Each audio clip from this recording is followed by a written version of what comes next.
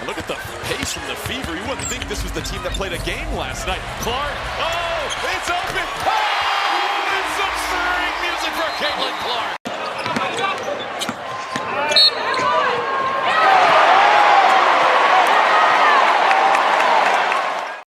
Astier falls to the floor. Some really close defense against Clark. Clark sheds it, puts it up. Notice that she's steady, she's surveying, using her body, knows Astier is trailing, trying to get in the play, and then the high right-handed shot off the glass. And here it is, Clark trying to fight through the action, gets leveled by Jonquel Jones. That's a legal screen. I mean, I know it's a lot of contact, but Jones was there. So here's the technical. I think there was something said right before then as well, too, and just upset at the call. Something happened in the second half of Indiana's win over the New York Liberty that deserves serious and honest acknowledgement, because it reflects a version of this franchise that has not been consistently visible throughout this turbulent season, and that carries real implications for understanding where this team actually stands heading toward the postseason. The Indiana Fever trailed for significant stretches of this game. Breanna Stewart was getting her calls in the first half, reaching the free throw line repeatedly, imposing her size and skill in ways that had the Liberty looking capable of pulling away. Indiana's defensive execution was inconsistent. The outlook going into halftime was genuinely concerning for anyone tracking this team's trajectory. And then something shifted at halftime. Whatever happened in that locker room produced a second half that looked entirely different from the first. The defensive adjustments that were implemented, the competitive intensity that was generated, the execution that replaced the uncertainty of the first half, all of it reflected a coaching staff that correctly identified what was broken and made the right changes to fix it. Credit belongs where it belongs on this night. That halftime adjustment was effective, and the basketball that followed reflected a team that had been recalibrated and refocused with purpose. Indiana outscored the Liberty in a 12-0 run during the third quarter, with Kelsey Mitchell driving much of that surge specifically through transition basketball. Tracking data indicates Mitchell scored 8 of those transition points during that decisive run. The Fever did not merely survive the Liberty's first-half pressure, they reversed momentum decisively and then protected the advantage they built to close out the victory. Let us examine the individual performances, because this game produced multiple contributors operating at meaningful levels simultaneously, which is precisely the version of Indiana basketball that makes this team genuinely dangerous in a competitive landscape rather than one-dimensionally dependent on Clark. Caitlin Clark played 26 minutes and continued what is clearly an ongoing return towards something approaching full competitive health and rhythm. The back injury that has been managing her floor time throughout the second portion of this season appears to be progressively less limiting to her actual on-court performance. The way she is moving, the quality of her decision-making, the flow of her shot selection, all of it reflects a player getting closer to the version of herself that produced the historic 41-point, 10-assist performance just days before this game. She remains on a minutes restriction that observers continue to question, given what she has demonstrated she can produce within managed time. But the quality of her output within those managed minutes is unmistakably and encouragingly improving with each game. There was also contact in this game that did not result in the review or the penalty it arguably warranted. A screen from Jonquel Jones on Clark was flagrantly hard and should have triggered a flagrant review under any consistent application of the standard that is supposed to protect players from excessive physical contact. It was not reviewed. The inconsistency within individual games, where Clark's free throw volume increases while simultaneous hard contact goes unaddressed, reflects an officiating culture in the process of adjustment rather than one that has fully and consistently recalibrated. The direction is correct. The consistency still requires sustained institutional attention to become the reliable standard the evidence shows Clark needs. Kelsey Mitchell delivered a dominant individual performance, 33 points in 30 minutes, 10 of 14 from the field, 4 of 6 from three-point range, 1 assist. Mitchell has been in remarkable individual form across consecutive games, and the competitive energy she brought to this game, particularly during the third quarter run she personally ignited through transition play, reflects a player locked into a productive and consequential stretch of basketball. The 1 assist remains part of an ongoing conversation about her distribution tendencies, but her scoring impact in this specific game was undeniable and directly consequential for Indiana's ability to come back and win. Aaliyah Boston contributed 15 points and 7 rebounds. The significance of Boston and Clark being simultaneously healthy, available, and productive cannot be overstated in terms of this team's competitive ceiling. When both players are functional together, Indiana operates at an entirely different level than when either is compromised or absent. The front court presence Boston provides alongside Clark's perimeter creation and playmaking generates defensive problems that opposing teams cannot solve with a single adjustment or a single defensive personnel decision. Monique Billings played 18 minutes and contributed 4 points on 2 of 5 from the field. Not a dominant individual performance in isolation, but part of something collectively meaningful. Every player who stepped on the floor for Indiana scored points in this game. Every one of them.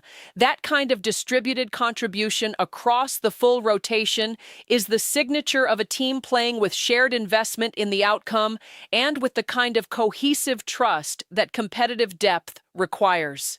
The team statistics present an encouraging offensive picture alongside a persistent concern. Indiana shot 54% from the field. They shot 50% from three-point range. They went 20 of 27 from the free throw line. Those are genuinely elite offensive efficiency numbers that reflect the kind of execution winning teams produce when their personnel is healthy and their system is actually flowing as designed. The turnovers remain an unresolved problem. Indiana committed turnovers in this game at a volume that, against a more complete and fully operational New York Liberty team performing at its ceiling, could have changed the outcome entirely. This observation is not a caveat designed to soften positive messaging. It is a real and documented concern that postseason competition will expose with considerably less margin for error than the regular season has provided. If Indiana advances in the playoffs, and the current trajectory suggests that is a genuine possibility, opposing coaches will build specific game plans around forcing and capitalizing on exactly the kind of turnover volume that has characterized this team all season. The officiating dimension of tonight's game connects directly to the broader institutional conversation that has dominated the last several weeks surrounding Clark and the league's treatment of her. The total foul count between both teams in this game reached 48. Indiana was called for 24 of those fouls. The officiating approach that characterized the first half, where Stewart was receiving favorable calls at the free throw line for the Liberty, appeared to shift notably in the second half. Clark was getting to the free throw line in the second half, and the patterns of how contact involving her is being called appear to be shifting in ways that are consistent with what Adam Silver said publicly this week. Silver stated on the record at a public event that what has happened to Clark is incredibly unfair and that changes were needed. In the 2 games following those statements, Clark has been reaching the free throw line at rates measurably above her season averages. Whether this represents a genuine and sustained systemic correction in officiating standards or a temporary adjustment made under institutional pressure that will revert without continued scrutiny is a question that the coming weeks of competition will definitively answer. What is observable right now is the directional shift in how contact involving Clark is being managed relative to the patterns that generated congressional attention, international media coverage, and the NBA commissioner's public intervention.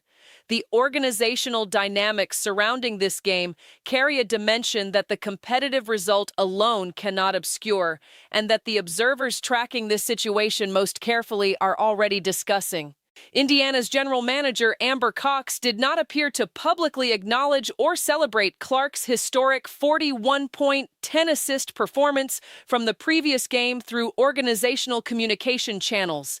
The franchise that benefits most directly and most commercially from what Clark produces did not make a visible and enthusiastic institutional celebration of the first 40-point, 10-assist game in WNBA history from its own player. That silence is a data point. Now consider what happens if the same organization makes visible and prominent social media and institutional celebrations of Kelsey Mitchell's 33-point performance from this game. The contrast between what organizational amplification is applied to which players' performances is exactly the kind of asymmetry that communicates something about internal priorities in ways that wins on the court cannot fully cover. This observation is not an argument that Mitchell's strong performance does not deserve recognition. It absolutely does. Both players earned acknowledgement for genuine contributions across these consecutive games. The issue is consistency and equity of organizational celebration, and what patterns of selective amplification communicate to the players involved, to the fan base watching, and to the broader sports media landscape that is analyzing this franchise's internal culture with increasing precision. Indiana is playing championship-level basketball right now. That sentence needs to be stated clearly and without qualification, because the evidence of this two-game stretch demands it. Clark and Boston are both healthy and producing together. The offensive efficiency reflected in tonight's shooting percentages is elite. The defensive adjustment that changed the second half of this game worked. Mitchell is in the best individual form of his season. The team is contributing collectively across the full rotation. These are the conditions that make Indiana genuinely dangerous. Not potentially dangerous, genuinely dangerous in a competitive postseason landscape where the margin between winning and elimination compresses with every passing round. The sustainability question that remains open is whether this positive trajectory reflects a lasting recalibration of how this organization is operating around its most important player, or whether it reflects the competitive talent of the roster asserting itself in spite of the organizational environment rather than because of it. Clark producing 41 points in one game without organizational celebration, then potentially watching another player's 33-point game receive visible institutional enthusiasm in the following game, speaks to something structural about the culture that winning streaks do not automatically resolve. The minutes restriction for Clark continues to generate questions. At 26 minutes in this game and 29 in the previous one, she is still operating below the floor time she has demonstrated she can handle productively. What the 41-point performance showed, and what the strong play in this win against Liberty confirms, is that her return to full health is real and advancing. The case for expanding her minutes towards something approaching full unrestricted deployment is being made every night by her own performance and the organization